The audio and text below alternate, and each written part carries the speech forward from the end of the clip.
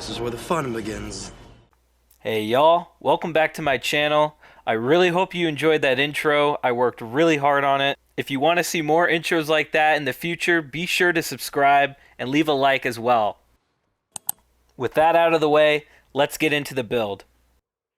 Now, it seems like when I made this intro, I was under the impression that DE was not going to change what was leaked prior for the Magistar and its evolutions. However, upon acquiring the weapon, they actually did change how the second evolution works.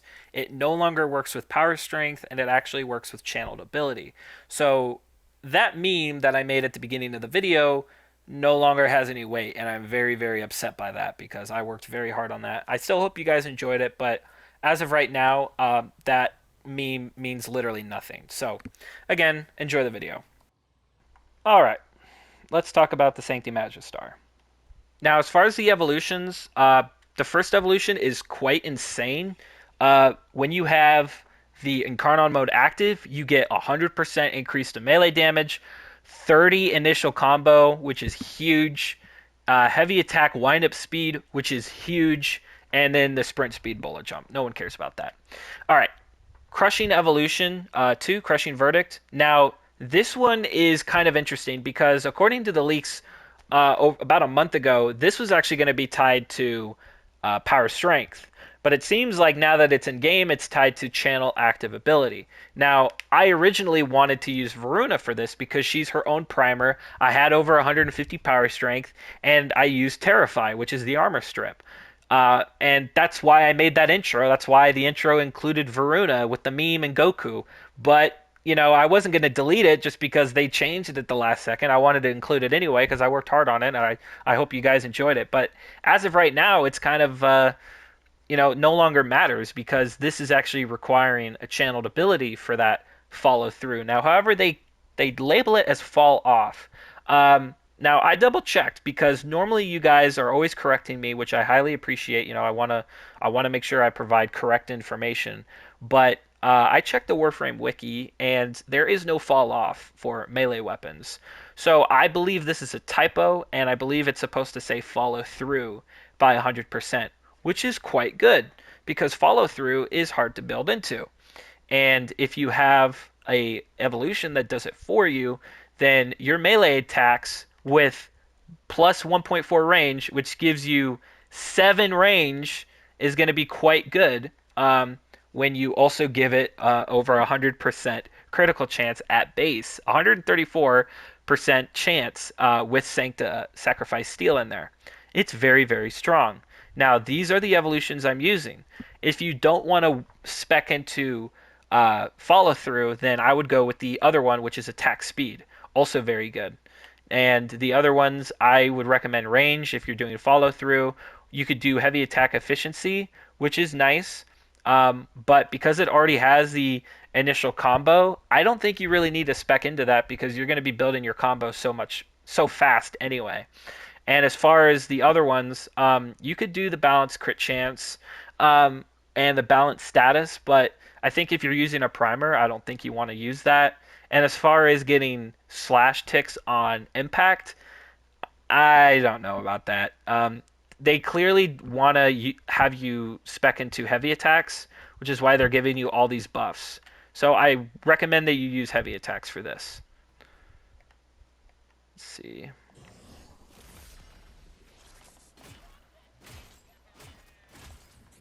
Get the Incarnon going. Look at that range. I was turned around and it still hit them. Now we get to 12. Keep the 12 going. Prime them. See, that's pretty good damage even without an armor strip, right?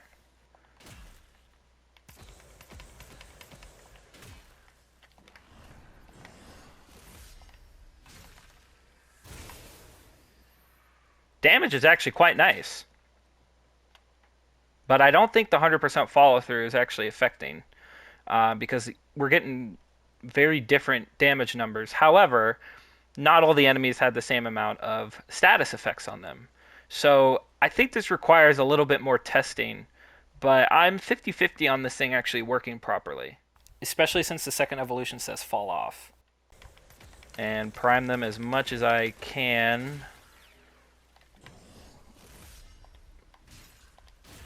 Okay, and whack them.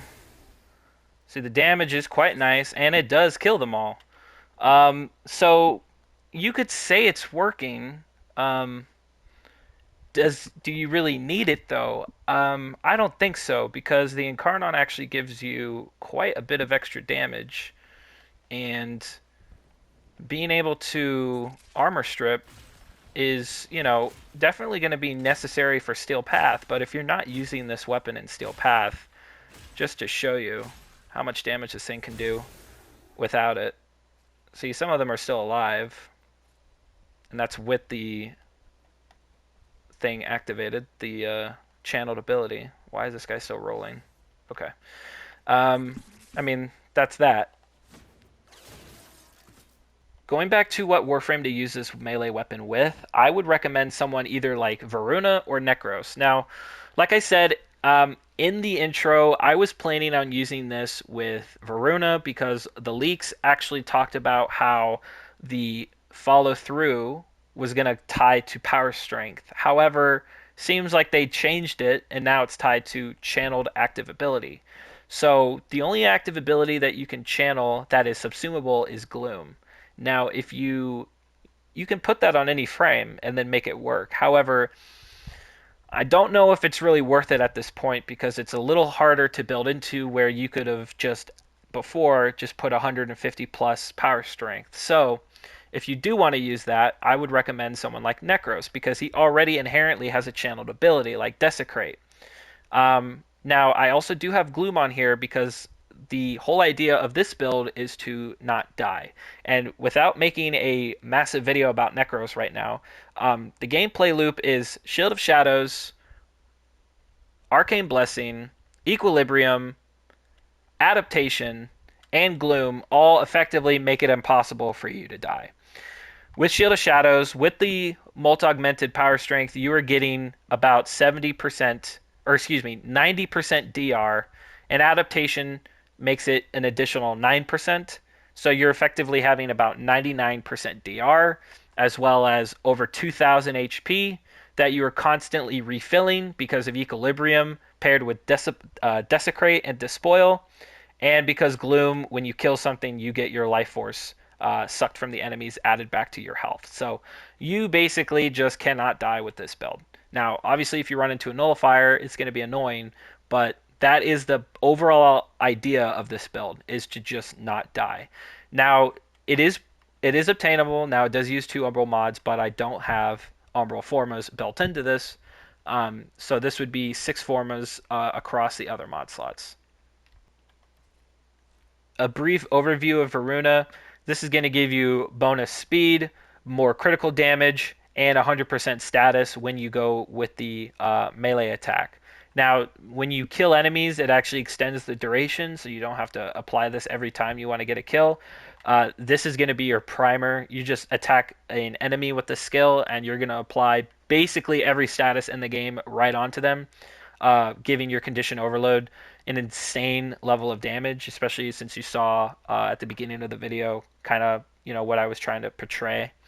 Life's Hunt is going to work really well with Equilibrium and Arcane Blessing because every melee attack that you, including health conversion too, because every melee attack you're going to drop health orbs. Okay. And then Terrify is just for that armor strip. You're going to want to think over 180% power strength to get 100% armor strip without corrosive projection. This is the overall build you're going to want to run for Voruna. If you don't want to use an Umbral Forma and you don't want to use mini Formas at all, I would use something like this. This is about 3 to 4 Forma. Okay? Now, as far as the melee build, we've got a Riven on this one. Now, this is just giving me viral, that's all, and a Bane mod, technically. If you don't have a Riven, I would use something like this. Now, I don't have the mod space, but I would obviously recommend Prime Fever Strike over that. And the reason the status is so low is if you're using a primer like Epitaph or Varuna's second skill, you don't need to have a bunch of status. Now, if you don't want to use Voruna, then you will want to have a little bit of status in case you're not using a primer or you are using a primer but you don't have like secondary encumber or something like that. Now, the attack speed is actually going to be 1.4. Obviously, this is going to go up a little bit higher with the other evolution if you want to build for attack speed. The range is a staggering 7 meters, and the crit chance at base is 44%, but with Sacrificial Steel, you're getting 134, which is allowing you to hit red crits extremely easy. You do not need a Riven to hit red crits, thankfully. And the additional crit damage from Evolution 2 is also giving me 0.2, which is allowing me to hit 5.4. This is the overall stats here.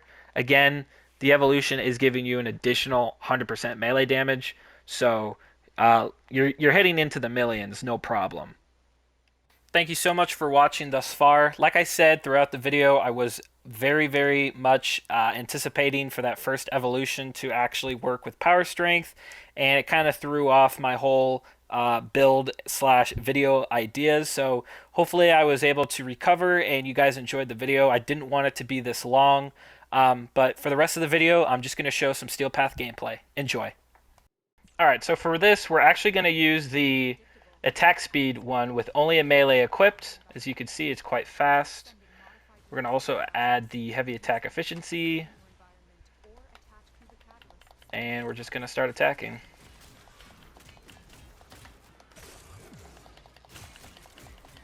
As you can see, it is doing pretty good.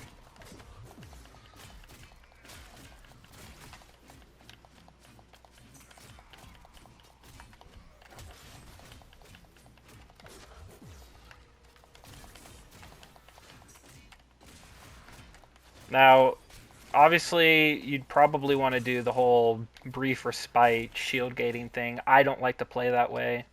I think it kind of takes the difficulty of the game out of the equation, and it's just kind of boring way to play. That's just my preference. You can do whatever you want.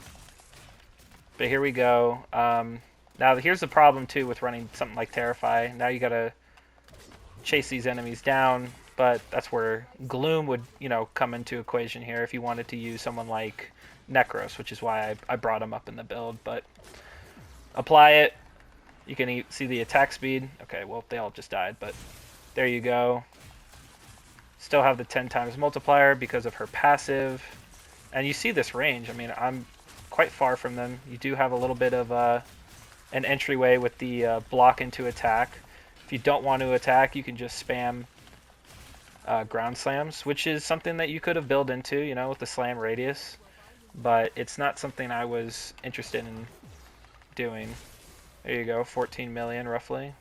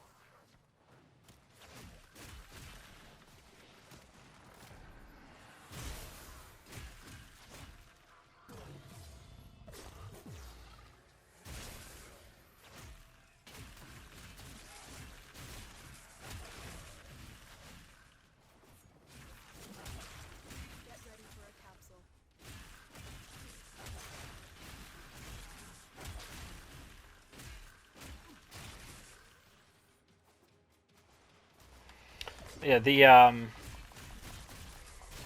it's a little niche if you're going for heavy attacks.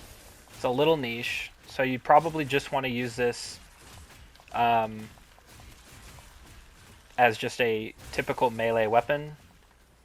Because, I mean, this range is insane. And the attack speed is pretty decent as well. Now, as far as how useful this weapon is it like something like a stat stick? I'm going to leave that to other YouTubers who want to test that, like Gamble. He's pretty good. I just found him. If you haven't subscribed to him, I think you definitely should. He makes very good content. Let's see.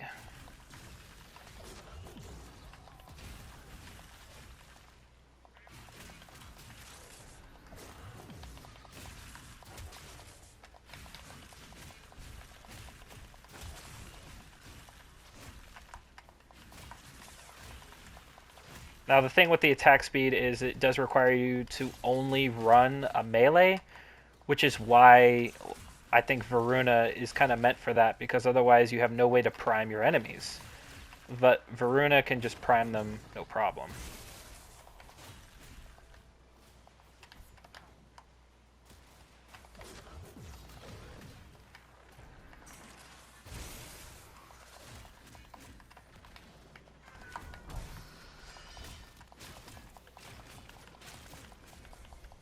Alright, yeah. I don't want to make this too long. I mean, you get the idea. Once Voruna kind of gets online, it's very hard for her to die. Alright, let's see here.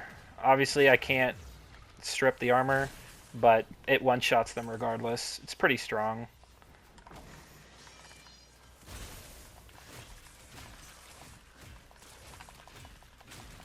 I really didn't want to make this video too long, but you know, as far as my Bolt Tour video, I do have another funny intro planned for that one, and as far as I can tell, it's not going to be screwed up by a last-minute change.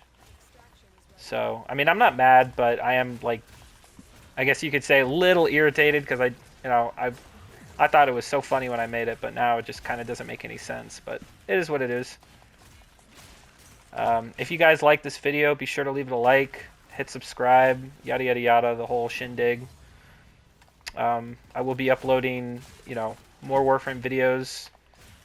And if you made it this far, tell me what Incarnon weapon you're excited to see next. I am very excited to see the hate on the final week. Alright, peace out.